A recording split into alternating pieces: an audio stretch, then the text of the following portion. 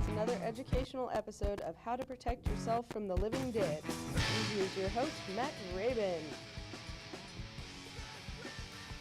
Hello, ladies and gentlemen. Welcome to another episode of Protect Yourself from the Living Dead, the #1 zombie educational program on the 8 to 9 p.m. program block on ZTV. Now, as you know, last week we talked about how to protect yourself from zombified animals. Remember, just because that little kitty cat looks cute, you might want to pet it, it could be a zombie, and there's nothing that ruins your day worse than getting your face eaten off by a zombie kitten. Now, today's episode is going to be an exciting one. I'm going to be teaching you guys how to make your own homemade zombie weapons and also how to put together your own zombie survival kit. Now, as you know, in today's modern world, the likelihood of a zombie virus or anything increasing is a lot likelier than it's been before. Ebola, anyone? So I'm going to teach you some skills you might need to survive. Now, as you can see on the table, I have a water bottle, some electric tape, a hanger, paper, and other common household items. These might not be the most effective weapons in the world, but whenever your supplies and food are limited, anything you can put together in a pinch is going to come in very handy. So, the first weapon I'm going to show you guys how to make is a zombie slingshot. Now, how are you going to make this?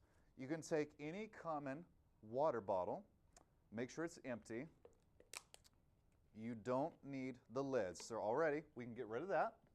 Now, what we're going to do is we're going to take a knife, and remember, sharp objects, always be careful. And we're going to come in here, and if I could get the knife to cut that, we are going to cut the top of this off, just about like so. And that should be about what you have.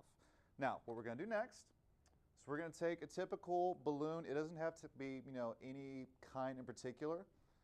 Take your balloon and cut it. Let's take a look. Let's see right about here. Cut that. Okay, now, because rubber balloons tend to stick a little bit, make sure you kind of stretch it out just a little bit to make sure you don't have any trouble with it. What you're going to do is you're going to work the top of this balloon through here, and you're going to wrap it around the top like so. Now you want to make sure you get at least a little ways down. So it should look about like that. We're going to take a rubber band, going to wrap it around, and this is just going to make sure you can secure the balloon, because whenever you're pulling it back, like say you have a zombie coming after you, you don't want to be aiming this thing and then have the balloon pop out on you, and then suddenly, zombie comes after you and you have no defense. That's not good. Now, because we are in a classroom right now, I can actually test these because we don't need projectiles flying around equipment. But what you would do is you would hold it like this, put the object inside the balloon, pull back, and fire about like that. If you get it just right, it's very, very effective, and it should be enough to distract the zombie from you. Now, that's the slingshot. The second is going to be a homemade bow and arrow, so you can be kind of like your own Katniss Everdeen or Blink, just kind of depending. Now, what we're going to do first, so we're going to take 2 sheets of paper. It doesn't have to be any particular kind. We're going to take our scissors. We're going to cut 2 strips out like this. I have the hardest time cutting things in a straight line. Doesn't have to be perfect. Take a pencil and wrap it up like so. This is going to be where your projectile is going to go. Now, I'm going to take some electric tape, and we're going to tape this together. Like so. Now, if this would open for me. And again, you can use any objects. It can be construction paper, anything like that, just depending on what you have handy. And after the break, I'm going to show you how to finish. We'll be right back.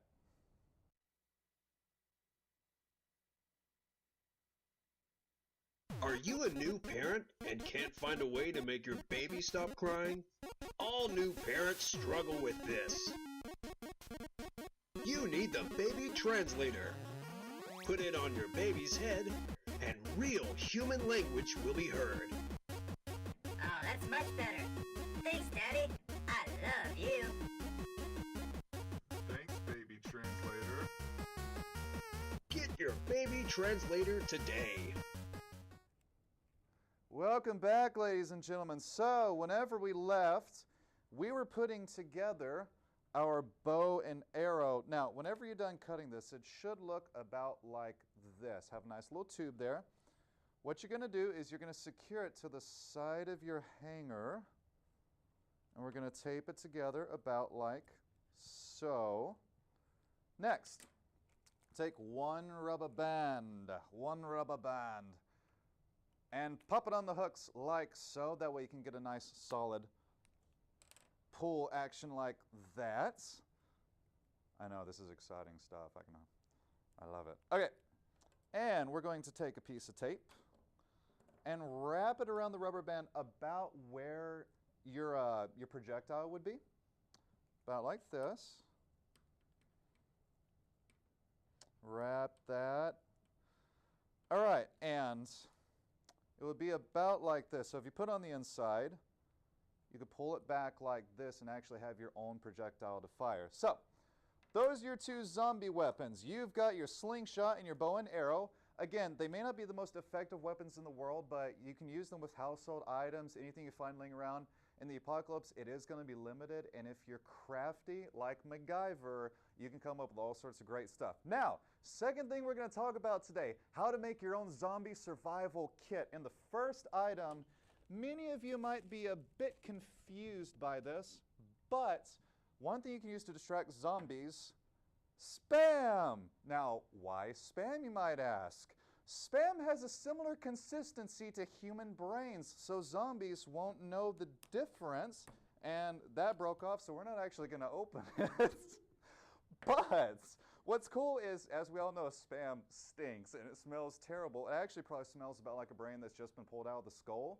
If you roll it up into a ball, throw it, or just take, open a can and toss it at the zombies, they will go crazy. And this sounds funny, but I'm serious. This could actually really end up helping you. So if you happen to have any cans of spam laying around, no one's going to eat it anyways. Why not use it to save your life?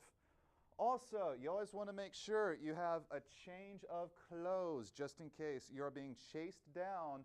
You need to change. You don't want to wear the same thing for 2-3 weeks because, come on, that's just not right. I know it's an apocalypse. But still, definitely make sure you bring a change of clothes with you. Also, make sure you have a roll of paper towels and toilet paper with you because, come on, you never know when you're going to need them. Also, the toilet paper, believe it or not, and this can be used in any outdoor situation too, if you're going somewhere, say you're in the woods and you're kind of lost, you can actually tie a piece of toilet paper around trees to help keep track of where you are. So say you're going along one way and you want to check out something. Tie a piece of toilet paper around every other branch or something that you see. It can actually help make sure you get back to where you wanted to be. So you can use both of these for that same purpose if you'd like. Also, very handy thing to do is have a headband or bandana to keep the sweat off of you, because if you happen to be chased by a horde of zombies, or say, it's the middle of the summer, you want to see where you're going, you don't want to have sweat pouring in your eyes, you can't see where you're going, because that's probably the number one thing that could get you killed is you're blinded, you trip and fall on yourself, and they are all over you like moths on a flame. Trust me, you don't want that to happen. Also, earplugs come in handy. Say you found somewhere safe and you need to rest for the night. If you're anything like me, you don't want to sit there and listen to moaning zombies all night long, because first off, that would freak me out. I couldn't stand it.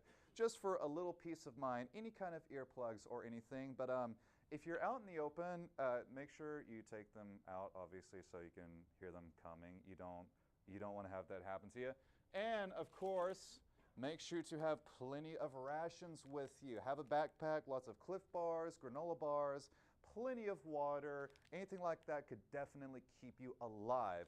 So that's going to be it for today's episode. I hope this has been really educational for you guys. You can use any of these tips in any situation. Next week, we're going to have our co-star Daryl Dixon show you the best hunting techniques. Until then, we'll see you next week.